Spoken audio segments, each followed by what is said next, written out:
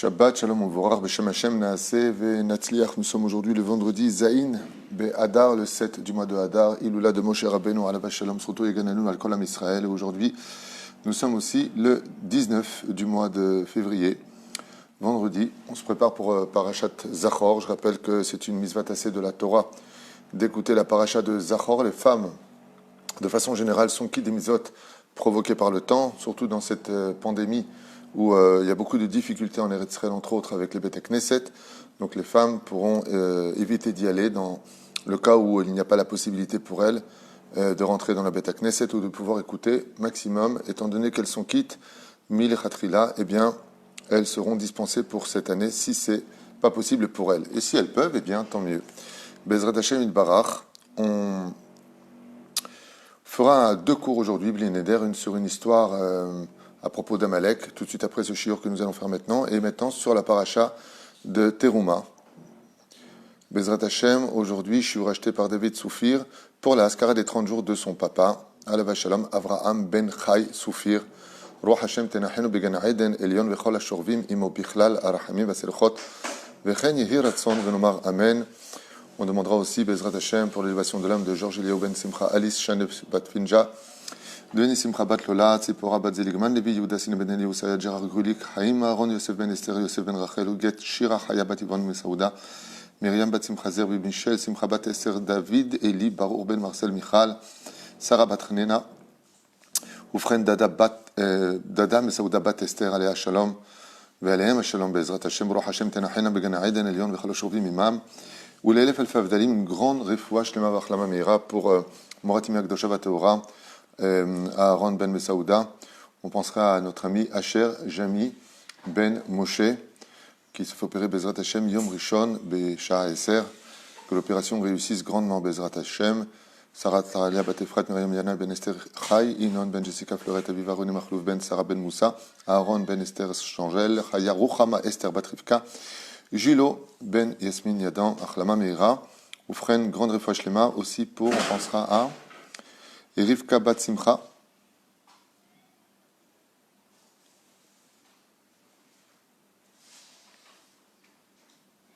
Tov. Achlama Meira Bezrat Hashem, réfoua shlema, réfoua tanfesh, réfoua tagouf.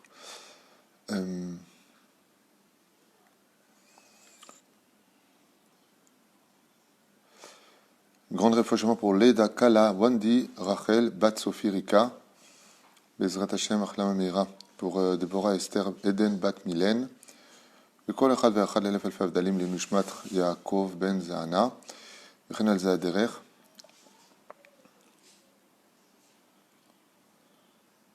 Je voudrais juste aussi penser à une personne qui m'a envoyé un message et je ne sais pas où je l'ai mis, 2 minutes. Le mot c'est autant. Pour une Kala qui doit se marier, qui est aussi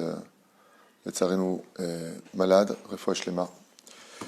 Refoua Tanfesh, Refoua Tagouf Tov. On commence notre shiur avec les Dachem sur la paracha de Teruma. Il y a beaucoup à dire sur les Kerachim, les 48 planches qui allaient unifier le petit Beth Amikdash que nous avions dans le désert et qui pouvait donc être mobile. On le démontait, on le remontait pour les stations dans lesquelles nous sommes arrêtés. Et ça vient nous apprendre une chose essentielle, c'est que quand on veut réussir à faire une maison à Hachem, il faut unir les Kerachim, il faut unir les planches les unes aux autres, car seule dans l'unité, la Shrina peut reposer. Mais nous, on va s'adresser à une autre dimension avec le Ben Ishraï, d'un service des Midot, d'un travail des Midot qu'on doit tous savoir, à propos du verset qui dit « Venatata al Aaron » El Aharon et Haedut Asher eten elecha Venatata et Akaporet al Aharon milemaala ve'et Aaron titen et Haedut Asher eten elecha. Donc ici le verset, en d'autres termes, nous parlait de comment fabriquer l'arche d'alliance, où est-ce qu'on mettra en fin de compte les luchot, les tables de la loi, qui furent d'ailleurs brisées par Moshe Rabbeinu à cause de la faute du veau d'or. Et on voit que même ce qui est brisé, première leçon de moralité, même quand on a fait une faute comme la faute du veau d'or, eh bien même ce qui est brisé ne se jette pas. Quand on a fait une grave avéra, il faut simplement savoir maintenant la relever, cette avéra, la rendre kadosh, tout le fait que même si les tables se sont brisées, normalement elles nous accusent quelque part, elles viennent nous montrer que nous avons fait quelque chose de pas bien, c'est sûr, mais de l'autre côté, il faut la remonter, cette avéra, il faut prendre comme base ce que nous avons fait, en tirer une leçon et la relever. Alors on garde les Luchot Abrit parce que malgré tout, on sait que quand viendra la Géoula, ces tables qui sont brisées dans l'Arche d'Alliance se recolleront les unes aux autres et on sera digne de recevoir les premières tables de la Torah. De là, on apprend que quoi que tu aies fait dans ta vie, quoi que tu aies brisé comme commandement de la Torah, ne jette pas les choses, ne laisse pas tomber les choses, mets-la de côté, car ta teshuva va finir par recoller les morceaux, et tôt ou tard, le mérite bichlal, surtout si c'est une teshuva d'amour que tu as brisé dans ton action, finiront par devenir la lumière de toute ton expression, de tout ton monde futur. Et après, en yehushklal baolam, même si les tables ont été brisées et qu'elles sont mises dans le Haron Haïdout, on a vu que c'est vers ça qu'on allait prier. Là, on apprendra que on ne peut pas être chalem, on ne peut pas être complet, on a le droit de tomber, mais ce qui compte, c'est de se relever. Alors aussi, le Ben Ishraï, lui, il nous apprend quelque chose d'autre à propos de la terouma. Qu'est-ce qu'on peut donner à Dieu? De quelle façon on peut donner à Dieu? Et ici, Maran Ben Ishraï, Rabbi Yosef Chaim, il nous dit quelque chose de nifla. À propos de cela, une chose qui est évidente en tout cas pour nous, mais qui est bon de retenir. Très souvent, et je dirais même plus que ça, quand on analyse un petit peu ce qui est enseigné, on dit que si on était plus peut-être comme cela, il y aurait peut-être moins d'histoire. C'est que très souvent, quand on pratique le judaïsme, comme Dieu le voudrait, non pas comme nous on voudrait, eh bien, on commet beaucoup d'erreurs parce qu'on manque de pudeur et on manque de tzniut. Et là, le Ben Ishraï dit comme ça, dans son livre Od Sefraï, Amit Boden ir'e she'atorah madgisha kama vechama pa'amim shetzarich laniach velasim et luchot abrit betor Aaron abrit. On voit plusieurs fois, dit le Ben Ishraï, dans les textes de la Torah, combien Dieu insiste pour que la Torah soit placée à l'intérieur du Aaron à Edout, ou, si vous préférez aujourd'hui, dans cette fameuse Albet Knesset, quand on le met dans le Aaron, quand on le met dans cette armoire dans laquelle on met le Echal, oui, mais quand ça vient pas, merci ma femme, donc le Echal, oui, mais le Echal c'est en hébreu, comme on dit en français, c'est ça que je cherche. Zéou. Donc quand on le met dans le Echal, puisque je n'arrive pas à trouver le mot en français, eh bien, on voit que la Torah elle est tsniout. Et quand on ouvre le Echal, il y a encore en général un rideau extérieur ou un rideau intérieur, et c'est très important qu'il y ait un rideau qui rappelle la parochet. Et puis à l'intérieur, il n'y a pas le Sefer Torah directement avec le clave, c'est mis dans un boîtier. Ce qui fait que quand on vient pour ouvrir un Sefer Torah, on va constater que, comme le Aaron Haïdout, que la Torah elle est en réalité cachée dans l'intérieur de l'intérieur de l'intérieur d'une chose. Il faut rentrer au Beth Amikdash, ensuite il faut repasser la parochet. Une fois que tu arrives à la parochet, il y a un capot avec deux anges, non pas le tabernacle, qui sont placés dessus. Azexat Mouzar, ça veut dire que pour arriver en fin de compte à l'intérieur, il va falloir beaucoup creuser. Et le Ben Ishraï nous dit, c'est là qu'est toute la splendeur de ce que demande Hachem. Krou et romati. Prenez de mon don à moi, de ma Torah à moi, de ce que moi je vous demande, et non pas de ce que vous voulez faire. Et de quoi est-ce qu'il parle ici? Il parle de la pudeur des mitzvot. Et écoutez bien ce qu'il dit, comme il le raconte ici, chez Echad Atnaim, Amirkazim, la Tzlacha Batorah Gdosha, ou Midat Atzniut. C'est que toute la Torah que l'on pratique n'a de valeur dans le monde d'en haut que quand elle est pratiquée dans la pudeur. Surtout quand on ne s'en vante pas, quand on ne dit pas ce qu'on a fait, quand on ne raconte pas à tout le monde ce que l'on a fait. Et ici, le Rav Ben Ishraï va nous raconter une histoire qui s'est passée qui est un peu choquante, mais qui peut éveiller chez nous, mamash, une dimension incroyable. C'est Keshem Shayut Tzrichim Latnia et Luchot Abrit, tout comme Dieu a insisté pour qu'on cache les tables de la loi, alors qu'on devrait les montrer, c'est la gloire du peuple d'Israël. Cachez-les, soyez pudiques. Car Gam Ha'echad Tzarich Latnia et Tatzmo Ve'et Ma'asav. Et c'est ce qu'il dit Hachem, il dit tout comme les tables de la loi étaient cachées dans l'arche d'alliance, à l'intérieur, depuis que le Beth Amikdash a été détruit, Dieu où il s'est installé, va sous l'Amikdash v'shachanti betocham, dans le cœur de chaque juif, dans l'intériorité du cœur de chaque juif, Dieu réside. Mais Dieu ne peut résister dans l'intérieur du cœur de chaque juif qu'à la condition où lui se comporte aussi comme le tabernacle. Celui se comporte aussi comme le Aaron Haïdout, c'est-à-dire dans l'intimité la plus totale de la Torah qui reste cachée. Et il nous raconte une histoire. Donc en rapportant Michelet qui dit comme ça, seul celui qui est pudique dans ce monde est digne d'être appelé un sage, et non pas celui qui raconte à tout le monde ce qu'il fait, ce qu'il a dit, ce qu'il ceci, cela. Donc il ramène ici une histoire de deux tzadikim qui sont partis chez quelqu'un, et puis la personne leur a apporté des gâteaux. Le premier a répondu, désolé, nous sommes dans la période des Shovavim, donc depuis la paracha de Shemot jusqu'à la paracha de Mishpatim. C'est une période donc de 6 semaines pendant lesquelles nous allons en général faire le tikkun abrit, d'où on fait le jeûne de la parole. Il y en a qui jeûnent tous les lundis et jeudis. Et le premier a répondu, désolé, c'est pas la peine de me servir, je suis en jeûne. Alors l'autre lui a posé la question, il lui dit pourquoi? Il lui a dit parce que comme c'est la période du tikkun abrit, pour pouvoir réparer toutes les fautes de Zera Levatala, d'avoir touché une femme interdite, ou ainsi de suite, eh bien, je jeûne tous les lundis et tous les jeudis. Et l'autre à côté, l'autre tzaddik qui était là-bas, il a pris un gâteau, mezonot, il a dit Toda Rabba, Baruch ata Hashem Elokeinu melech haolam, boré mine mezonot, et il a mangé ce gâteau. Le Balabaït est très content de savoir qu'il n'a pas sorti ses gâteaux pour rien, et il s'en est retourné. Quand ils sont sortis, les deux tzaddikim, l'un a posé la question à l'autre, il lui a dit Avalelom Evin, toi tu jeûnes pas le lundi et le jeudi comme moi? Il lui a dit si, bien sûr que je jeûne. Il lui a dit alors, on est lundi, pourquoi t'as mangé? Il lui a dit que je jeûne, c'est entre moi et Dieu. Les gens n'ont pas à savoir si on jeûne pas, si on fait le tikkun abrit. Les gens n'ont pas besoin de rentrer dans tout ça. Je préfère casser mon jeûne et montrer que je ne jeûne pas que de passer mon temps à montrer aux gens que je suis en train de jeûner, que je suis comme ça, attention, j'ai fait ceci, j'ai fait cela. Mais Kachevilo, comme ça, il lui a expliqué par rapport à la paracha de la semaine, comme l'explique le Ben Ishraï. Dans le ciel, il a été plus récompensé d'avoir caché sa tzidkout, sa kdusha, il a été plus récompensé que celui qui a jeûné à côté et qui l'a raconté. Une histoire très connue avec Rabbi Shimon ben Shattach, à la Shalom. Rabbi Shimon ben Shattach était un tzaddik et sodolam. Et un jour, il fait un rêve. Et dans le rêve, lo alenu velo alechem, il se voit emmené vers le Gehinam. Lui, le grand tzaddik, se voit emmené vers le Gehinam. Et quand il arrive comme ça devant le Gehinam, il est terrifié. Et il voit une femme, avec son kissouille, avec sa pudeur, une grande jupe comme ça, tout ça c'est spirituel, dont l'oreille est coincée dans les gongs de la porte du Gehinam, qui sont à un degré tellement élevé qu'on ne pourrait pas le définir réellement pour nous dans ce monde d'en bas. Et la femme hurle, et les portes du Gehinam s'ouvrent, et elles se ferment, et elles s'ouvrent, et elles se ferment. Un truc de fou. Il voit cette femme comme ça, son oreille, elle est coincée dans les gongs de la porte et elle hurle. Le Shimon ben Shattach, il est terrifié.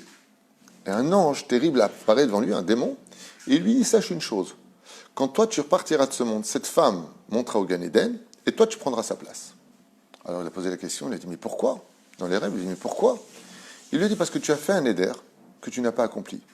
Tu as juré que dès que tu serais au pouvoir, dès que tu pourrais, tu prendras ton armée, tu prendras les tzadikim de l'époque, et tu irais exterminer les 80 sorcières de la ville d'Ashkelon, comme c'est marqué dans la paracha de la semaine dernière, que tu ne laisseras pas vivre la sorcière. Il y a 80 sorcières qui font tomber le peuple d'Israël avec toutes sortes de magie noire, et toi, tu as fait un éder, maintenant que tu es au pouvoir, maintenant que tu peux y aller, qu'est-ce que tu fais? Tu tardes dans ton éder, alors sache que c'est comme ça que les choses se feront. Maintenant, lui, en réalité, Rabbi Shimon ben Shattach, il n'a pas dit avec la bouche.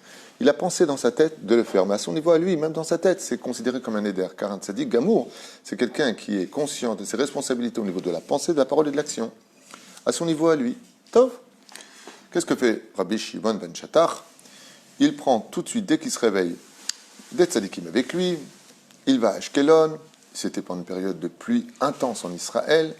Il demande aux soldats de mettre dans leur sac des vêtements secs, bien hermétiques, pour se faire passer eux-mêmes pour des sorciers, car tant que les sorcières ont les pieds sur le sol, elles peuvent, avec des incantations sur les démons, changer la situation, rendre des hommes des animaux, comme c'est marqué dans les textes de la Torah. Ce n'est pas simplement des films hollywoodiens, c'est une réalité qu'il y a plus de 2000 ans en arrière, nous Chachamim nous comptent et nous racontent, bien avant que sorte le cinéma.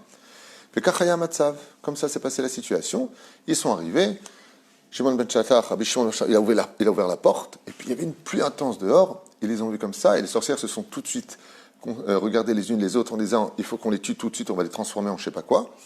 Et il dit, non, nous aussi on est des sorciers. Et la chef des sorcières a dit, prouvez-le. Ben, regardez, il pleut, on est tous secs. Ah, ils ont dit effectivement, alors venez faire la fête avec nous, vous allez faire des bêtises, vous avez compris.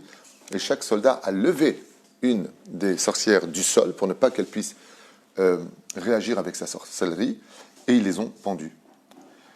Quand ils sont revenus et qu'il a accompli son éder d'avoir tué les 80 sorcières de la ville d'Ashkelon, eh bien, Shimon ben Chattar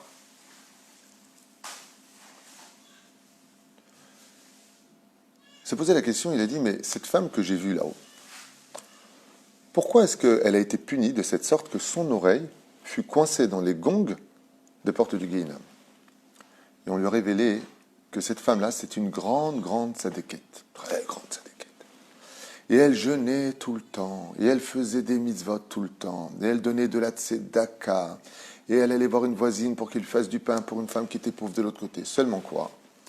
Elle racontait à tout le monde les mitzvot qu'elle faisait. Non, aujourd'hui je peux pas, je jeûne. Non, pas pour moi j'ai pas fauté.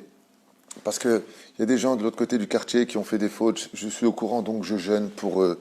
Non, parce que j'ai mis de la tzedaka. Non, c'est pas la peine de leur donner, je les ai déjà aidés. Amar HaKadosh Baruch Hu, toutes les oreilles qui ont entendu tes mitzvot t'ont fait perdre ton mérite. Lama te sa perd. La pudeur de la mitzvah, si Dieu qui nous a donné la Torah au Har Sinaï, dans tellement de bruit et tellement de vacarme, si HaKadosh Baruch Hu nous a donné cette Torah pour qu'on la cache, c'est pour nous enseigner, dit Ben Ishraï, que quoi que tu fasses dans ta vie, il va falloir que tu comprennes que toutes les mitzvot de la Torah n'ont de valeur que quand tu les gardes pour toi. Seul Dieu le sait, et tu verras que tôt ou tard, et ce qui est très bizarre, c'est que très souvent on rencontre nous des gens comme ça qui paraissent complètement simples, des gens qui sont loin d'être appelés tzaddik, et le jour où ils partent de ce monde, on se rend compte que Béhémet c'était de grands tzaddikim, car c'est Dieu qui va dévoiler les mitzvot. Les gens qui ont été aidés vont venir, les gens que tu as remontés vont venir, les mitzvot des jeunes que tu as fait, tout va venir quand? Le jour où tu pars. C'est dans le moment de l'obscurité qu'on voit les étoiles. C'est dans le moment de l'obscurité, c'est-à-dire quand toi tu es dans l'obscurité de la tombe, que tu commences à briller aux yeux des autres. C'est pour ça que Dieu nous a donné d'ailleurs des grands rémazim. Si vous regardez tous les artistes comme Picasso, Rembrandt et ainsi de suite, ils ont vécu tous très pauvres. Quand ils sont morts, leurs œuvres sont devenues des chefs-d'œuvre. C'est comme ça que Dieu veut les choses. Il nous montre un chemin en disant « T'es pudique, kol hakavod, parce que c'est ça que Dieu demande. Vekrouli troumati, troumati, prenez de ma terouma, pas de votre terouma à vous. Mais kolish asherit venu libo, de tout homme qui le veut avec son cœur. Qu'est-ce qui fait vivre un corps, disent les Chachamim? Le cœur, au niveau physique. Dans ce cas-là, le cœur devrait être à l'extérieur. Le cœur devrait être peut-être, si on était avec le cœur sur la tête, il matov manaim. Avalama Kadosh Baruch Hu, il fait ça. Le cœur, il est caché dans la cage thoracique, à l'intérieur du corps. Pour te dire que tout ce qui donne la vie, comme Dieu, Dieu qui donne absolument tout, où est-ce qu'il est Dieu? Il est caché. Ombrim Chazal, comme explique ici le Ben Ishraï, que toute la tzidkout d'un homme, qui est ce qu'on appelle dans le monde d'en haut un tzaddik amiti? C'est celui qui n'a pas besoin de montrer qu'il est plus religieux que les autres, qu'il est mieux que les autres, qu'il fait plus que les autres, qu'il étudie plus que les autres, et ainsi de suite. Baba Saleh alav shalom, quand il allait pleurer Tikkun Chatzot, il s'enfermait dans la chambre. Une fois il a été découvert, il y avait une flaque d'eau tout autour de lui. Pourquoi? Pour ne pas montrer qu'il était en train de pleurer le Beth Amikdash, on dit quel tzaddik, Kachaya Matzav. Kachombrim Chazal, la grandeur d'un grand et vrai tzaddik, c'est quand personne ne sait réellement combien il est tzaddik aux yeux d'Hachem. C'est aux yeux d'Hachem, Krumik Troumati. Soyez un tzaddik pour moi, c'est pas la peine de vous faire de la pub, c'est pas la peine de vous montrer, de dire que vous savez. C'est comme ces gens qui passent leur temps à plus donner de références que donner des livrets Torah. Qu'on sache que tu connais toute la Torah, c'est ça le but. Surtout qu'en réalité, on sait tellement rien. Et la reine, on prend l'exemple sur Souli Mishkan, Veshachanti Betocham, qu'à la maison, nos Kerachim, c'est-à-dire que chacun de nous soyons tous unis pour que la Shrina puisse résider dans un Kéli. Et la deuxième chose, qu'une fois qu'on a créé ce Kéli, on se comporte comme justement les tables de la loi à l'intérieur du Beth Amikdash, avec beaucoup de pudeur, avec beaucoup de simplicité, car si on peut dire une chose extraordinaire et le plus grand des compliments qu'on puisse faire à une personne, si elle peut y arriver, c'est pas simple d'être quelqu'un de simple quand on est quelqu'un de compliqué. Mamash local. Ou comme explique ici Marana Ben Ishraï, en rappelant l'histoire de Rabbi Chaim Silvani, qui ramène justement cet épisode de Tzadikim, l'un qui a raconté qu'il était désolé, qu'il jeûnait, il n'a pas menti, vraiment il jeûnait tous les lundis et les jeudis, c'était quelqu'un de bien, on lui a apporté des gâteaux, il pensait faire bien, et l'autre qui lui a dit il est préférable de manger que de raconter les mitzvot qu'on est en train de faire. Ceci étant, je finirai avec quelque chose d'important quand il s'agit de nos enfants. Des fois il faut aussi leur montrer ce que l'on fait pour leur donner l'exemple. Je vais sur le chemin de mon père. Donc si c'est une question d'éducation, inematov ou manaim. Mais quoi qu'il advienne, des fois, je vous le dis, je vous le répète, on est rempli de réflexions, on dit que ça c'est Assour, c'est marqué dans Shulchan Aruch, et puis on n'arrête pas d'agresser comme ça, ce n'est pas réellement le chemin qu'il faut emprunter. Il faut savoir trouver des réflexions en disant, tu sais, moi-même, j'ai encore du mal à le faire, ça prend du temps. Toujours rester dans le cachet pour éviter de consommer de notre mérite, de perdre du mérite de notre monde futur. Plus une personne reste cachée, et plus Akadosh Baruch Hu, Bezrat Hashem, le dévoilera. Mais s'il s'est dévoilé de lui-même, alors Dieu n'aura plus rien à cacher. Baruch Adonai l'olam amen v'amen. Et je vous rencontre tout de suite pour une histoire sur Amalek et le Rav Kanevski, une histoire magnifique que vous pourrez raconter Bezrat Hashem Bli Neder ce Shabbat. Kol Tuv, Shabbat Shalom Vorach. On rappelle que ce shiur était pour l'élévation de l'âme. C'est marrant parce que je viens de penser à quelque chose par rapport à une étude que j'avais faite. C'est que quand on enterre quelqu'un, on ne sait pas ce qui se passe derrière. Vous ne pouvez pas savoir combien il y a de vie après la mort, beaucoup plus que la vie qu'on a sur Terre. Beaucoup, beaucoup, beaucoup plus. À un tel point qu'on appelle ça Bet Achaim, la maison du vivant. Mais pourtant, quand on enterre quelqu'un, on l'enterre dans une grande pudeur. Un pyjama, un drap, on le met sous terre, on met plaque de ciment, on couvre, on fait la matzeva, voilà. Puis on pense que c'est fini.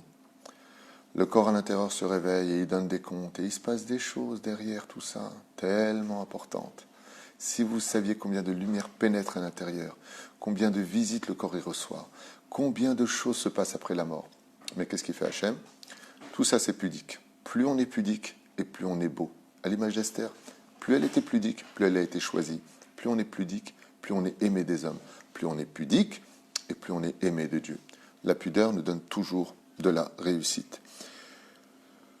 Aya shur hazeh le'elui nishmat Hashem hatov Avraham ben Chai Soufir Bezrat Hashem, que la pudeur de ce shiur yalet nishmato kezor harakia. Toda rabba et ainsi qu'à tous nos tormim, ceux qui nous soutiennent, Hashem verech etrem, et à tout de suite pour le prochain shiur.